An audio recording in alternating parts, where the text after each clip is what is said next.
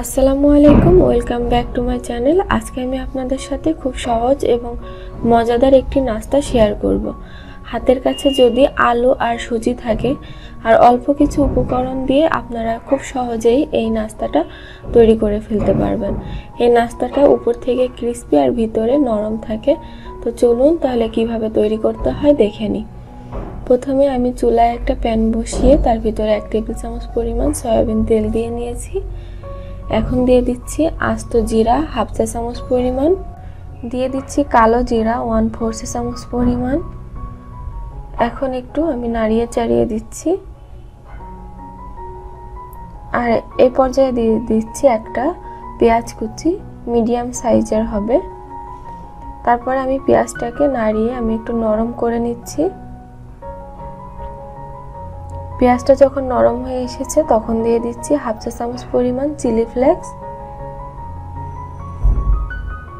আবারও আমি একটু নাড়াচাড়া করে নিচ্ছি। নাড়াচাড়া করে নেওয়ার পরে দিয়ে দিচ্ছি আদা বাটা হাফ চা চামচ পরিমাণ, দিয়ে দিচ্ছি রসুন বাটা হাফ চা চামচ পরিমাণ। এখন আমি এই আদা রসুনটাকে আবারও পেঁয়াজের সাথে ভালো করে মিলিয়ে নিচ্ছি। আর এই পর্যায়ে দিয়ে দিচ্ছি হলুদের গুঁড়া 1/4 চা চামচ পরিমাণ। একটু নাড়াচাড়া করে দিয়ে দিচ্ছি আগে থেকে বয়েল করে রাখা একটা আলু। আলুটা বেশ বড় সাইজের, আপনাদের আলু যদি ছোট হয়ে থাকে সেক্ষেত্রে 2টা নিতে পারেন।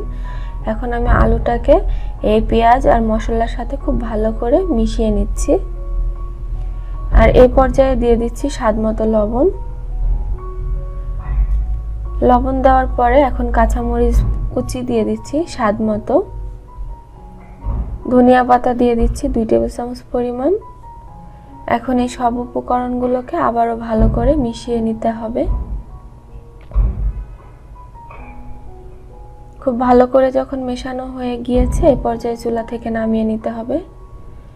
এখন প্যানটা ধুয়ে আমি এর ভিতরে দিয়ে দিচ্ছি 1.5 কাপ পরিমাণ পানি। পানি দিয়ে এর ভিতরে দিয়ে দিচ্ছি লবণ স্বাদমতো, দিয়ে দিচ্ছি ধনেপাতা কুচি 2 টেবিল চামচ পরিমাণ, কাঁচামরিচ কুচি দিয়ে দিচ্ছি 1টার মতো, আপনারা আপনাদের স্বাদ মতো দিবেন। এখন আমি নাড়িয়ে চাড়িয়ে দিচ্ছি আর পানিটাতে বলক আসা পর্যন্ত আমি অপেক্ষা করব। পানিটা যখন এরকম বলক চলে এসেছে তখন দিয়ে দিচ্ছি সয়াবিন তেল 1 টেবিল চামচ পরিমাণ। আর এই পর্যায়ে আমি দিয়ে দিচ্ছি সুজি 1 কাপ পরিমাণ। সুজিটা দেওয়ার পরে আমি খুব ভালোভাবে নাড়িয়ে চাড়িয়ে সুজিটাকে আমি খামির করে নিব। চুলার আঁচটা এই পর্যায়ে একটু কমিয়ে দিতে হবে আর খুব ভালোভাবে নাড়িয়ে এই খামিরটা তৈরি করে নিতে হবে। এই যে দেখুন পানিটা শুকিয়ে গিয়েছে, আমি এই পর্যায়ে চুলা থেকে নামিয়ে নিচ্ছি। নামিয়ে নেওয়া শেষে একটু গরম থাকা অবস্থায় এটাকে মেখে নিতে হবে খুব ভালো করে। এই যে দেখুন আমি একটা ডোয়ের মতো তৈরি করে নিয়েছি। এখন এখান থেকে সামান্য একটু ডো নিয়েছি, নিয়ে আমি একটু গোল করে নিয়ে চ্যাপটা করে আমি 2 হাতের সাহায্যে কাজটা কিভাবে করছি আপনারা একটু ভালো করে দেখলেই বুঝতে পারবেন। একটু পাতলা করে নিয়েছি। এখন মাঝখানে দিয়ে দিচ্ছি পুরটা। মাঝখানে পরিমাণ মতো পুরটা দেওয়ার পরে আমি হাত দিয়ে একটু চেপে এখন 2 পাশ থেকে আমি সিল করে দিব।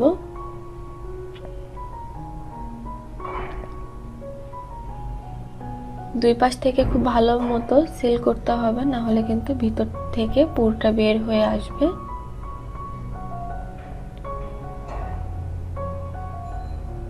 তো আমার একটা হয়ে গিয়েছে, আপনারা চাইলে এইভাবে ভাজতে পারেন। তো আমি মাঝখান থেকে একটু দাগ দিয়ে দিব চাকুর উল্টা পাশ থেকে। খুব আলতো হাতে, এটা ভিতর পর্যন্ত যাবে না, উপর থেকে আলতো হাতে করতে হবে কাজটা। তো হয়ে গেল, আমি এইভাবে বাকিগুলো করে নিব। সবগুলো তৈরি করা হয়ে গিয়েছে। এখন আমি চুলায় ভাজতে চলে যাব। তো চুলায় একটা প্যান বসিয়ে নিয়ে তার ভিতরে পরিমাণ মতো তেল নিয়ে নিয়েছি। তেলটা যখন গরম হয়ে গিয়েছে তখন আমি একটা একটা করে নাস্তাগুলো দিয়ে দিচ্ছি। খুব বেশি দেওয়ার প্রয়োজন নেই, যতটুকু ধরে আর কি। তো যখন একটা পাশ সামান্য একটু ভাজা হয়ে যাবে তখন এই নাস্তাগুলোকে উল্টিয়ে দিতে হবে, খুব সাবধানে, না হলে কিন্তু ভেঙে যাবে। এখন চুলার আঁচটা লোতে রেখে আমি উল্টিয়ে পাল্টিয়ে এরকম গোল্ডেন কালার করে ভেজে নিয়েছি। নাস্তাগুলো কিন্তু এ পর্যায়ে খুবই ক্রিস্পি হয়েছে আর ভিতর থেকে নরম হবে, আগেই বলে দিয়েছি। এখন আমি তেল থেকে উঠিয়ে নিচ্ছি। তো সব নাস্তাগুলো আমি তেল থেকে উঠিয়ে নিয়েছি। এখন আমি আপনাদেরকে একটা ভেঙে দেখিয়ে দিচ্ছি। দেখুন, এই নাস্তাটা খেতে কিন্তু ভীষণ ভালো লাগে। আপনারা বাসায় অবশ্যই ট্রাই করে দেখবেন।